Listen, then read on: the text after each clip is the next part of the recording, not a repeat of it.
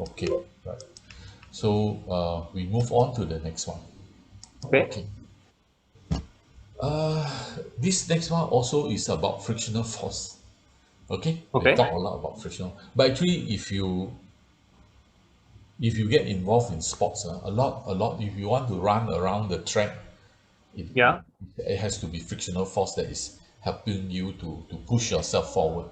So it's good that you learn something about the frictional force, the maximum friction, and so on. Right. You look at this quiz 4.5. You read this question.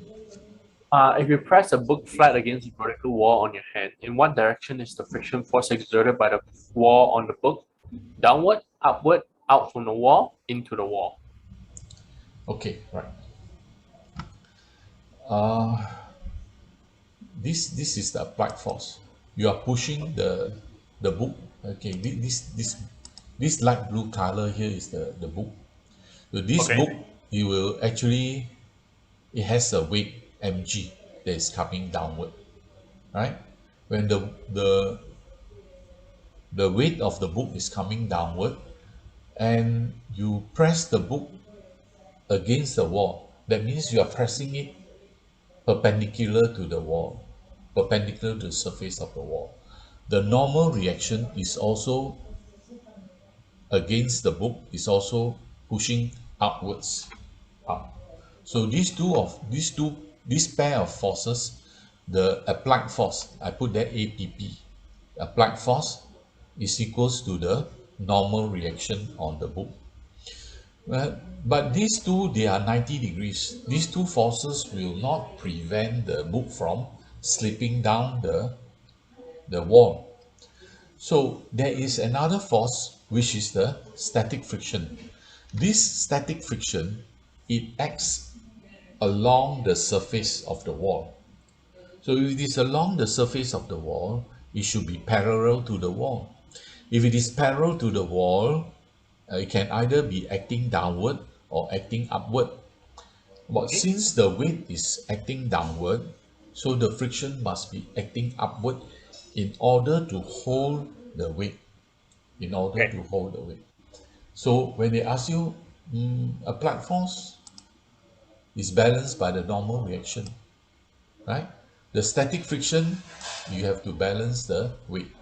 So if you remove the static friction, you see that these three forces, they cannot balance one another, right? If there's no friction, only normal reaction, applied force, and the weight, definitely nobody countering the weight here, so the book will slide down. But luckily, there is a frictional force. This frictional force opposes the weight, so you'll be holding the object onto the wall. Otherwise, it will slip down. Right? So Okay. without the friction, it is like this, and we can see clearly without friction, nothing is preventing the thing from coming down. Right? So answer: friction should act upwards. Right? Should act upwards.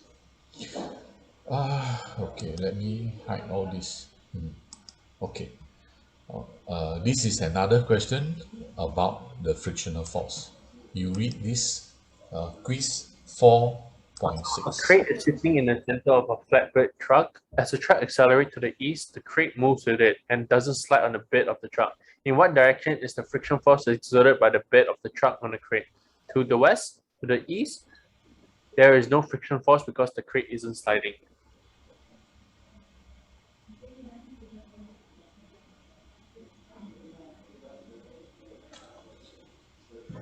Okay, right.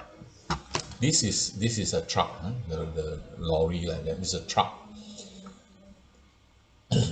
On top, on resting on top of the truck here is an object, probably a crate, a Okay, box. yep. Now this box is not fixed onto the truck. That means you are not using screw to mount this crate on the lorry. Nothing there, Yep. right? So when the lorry accelerate to the front, And we have learned earlier that there is inertia. So the inertia is the tendency of this crate to remain at rest. So when the lorry is moving in front, the crate wanted to remain in the original position, so it get detached from the lorry. It will look as if the crate moved backwards. When the lorry or the truck accelerate in front, Okay. the crate will move behind. Do you agree or not? From our knowledge of inertia, let's say you drive a car, you accelerate the car, the passenger will be thrown backwards, right or not? When the car move in front, the passenger Yeah. will be thrown From backwards. backward. Yeah. True. So in the same manner, this crate will be thrown backwards. You will tend to slide behind. You will move behind, as shown by the arrow here.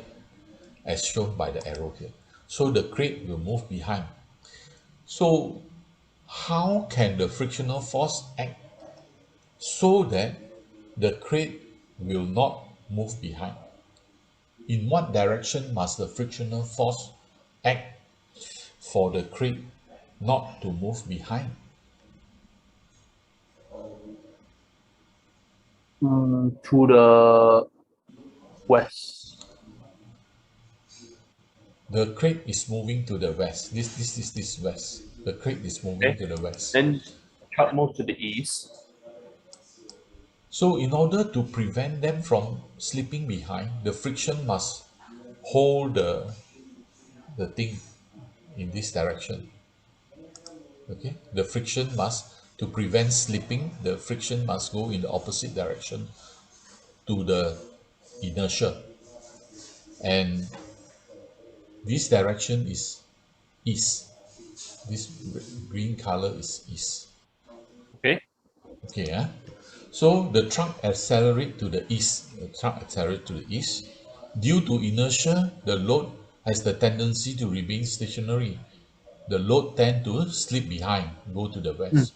So in order to prevent the load, the crate from going to the west, the static friction must oppose it, and it has to be towards the east. So the answer, static friction acts to the east. Any questions so far? No, no question. No question. No question, then we come to this problem here, whether it is easier to push an object or it is easier to pull an object. Which one is easier? Let's say, for example, you go to the supermarket. To push the trolley against the friction is easier, or to pull the trolley. You stand in front, the trolley behind, you just pull the If trolley you stand along. in front, it's pull is easier. Correct, correct. So we are now going to use physics to explain why stand in front, pull it is easier than you stand behind the trolley and push it. So we are going to use physics to explain, right? So you read this question, quiz 4.7. Suppose your friend is sitting on a sleigh and asks you to move her across a flat, horizontal field. You have a choice: pushing her from behind by applying force downward on her shoulder at 30 degrees below the horizontal, attaching a rope to the front of the sleigh and pulling a force at 30 degrees above the horizontal. Which option would be easier and why?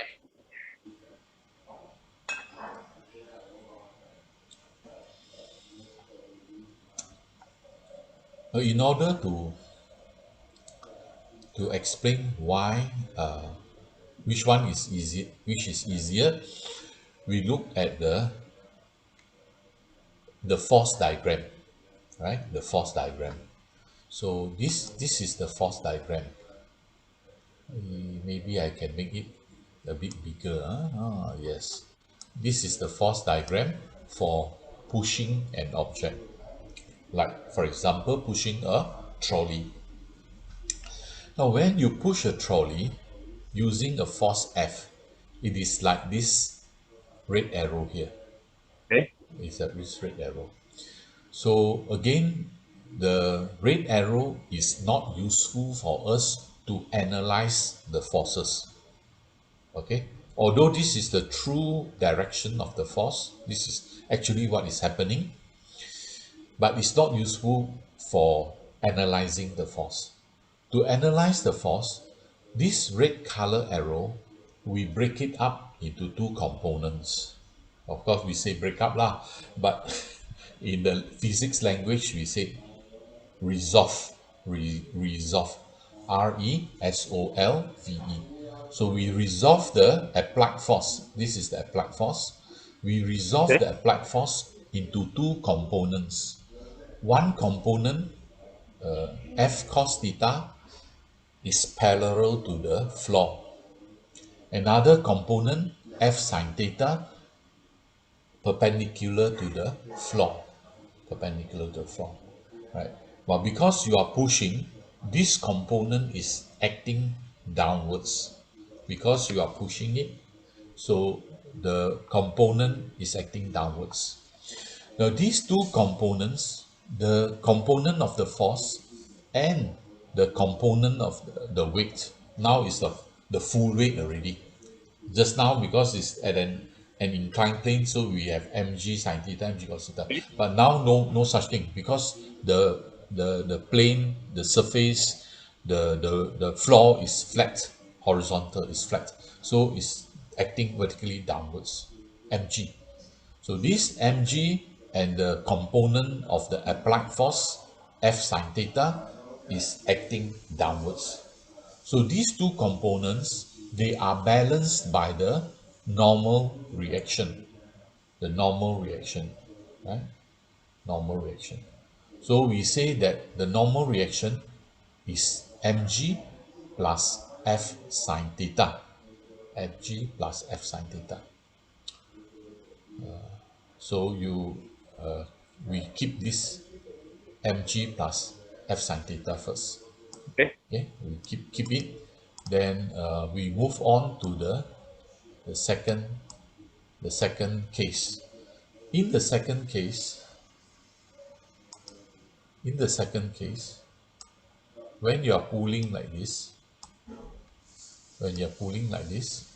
so the force that you are applying is actually like that, going upwards.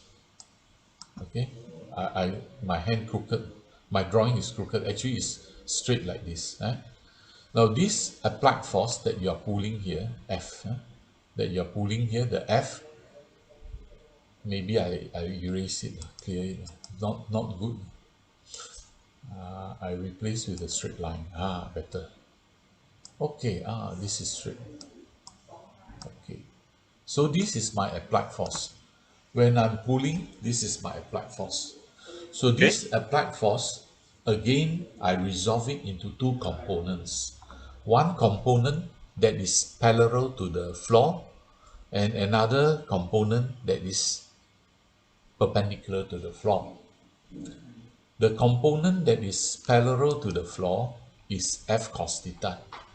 The component that is perpendicular to the floor is F sine theta. The only difference between this second case and the first case is like this. When I'm pulling the thing, there is one component that is acting upwards. However, if I'm pushing, the component of the applied force is acting downwards. Okay, that is the difference only, right? When you pull, there's one component of the applied force acting upwards. When you push, there's one component of the applied force that is acting downwards. Now, in order to balance the forces, you see that the normal reaction N and the component of the applied force, F sine theta, both of them, they are acting upwards. The only one that is acting downward is the mg sine theta. Okay. So therefore, I say that n plus f sine theta, this n plus the f sine theta is balanced by the mg, is balanced by the mg. So n plus f sine theta equals to the mg. So the two of them, they balance. But if I want to find the normal reaction, the normal reaction is mg minus f sine theta, Sine theta. Okay. which means that if I'm pulling, the normal reaction is less. If I am pushing, the normal reaction is more because you force it downward, so the normal reaction is more. And in the second case, when you pull it upwards, the normal reaction is less. So it's mg minus f sine theta. Okay. Now, when this normal reaction is converted to frictional force, when it is converted to frictional force, you multiply with the coefficient of friction, kinetic friction, because it's moving now. So what is the frictional force? For the first case, this one, right? The kinetic frictional force is mu k multiplied with mg plus f sine theta. For the second case, the kinetic friction is mu k multiplied with the normal reaction mg minus f sine theta. So we don't have to explain any further. Here we can see, oh, the frictional force here is more because you plus the you plus the f sine theta. Here, the frictional force is less. It is mg minus f sine theta. So, very obvious. This one, the frictional force, you have to add the component of the weight. Here, the frictional force, you minus the component of the weight. So, which one is easier? Definitely the second case is easier because the frictional force is less. So you have to overcome less friction. So the second case is easier. Second case is easier. Part B is easier. The Okay. first Yeah. case, you have to overcome a greater friction, a bigger friction. So it's more difficult in the first case, case A. Any questions so far? No questions. Understand so I far? understand. Very good. Okay, we close this.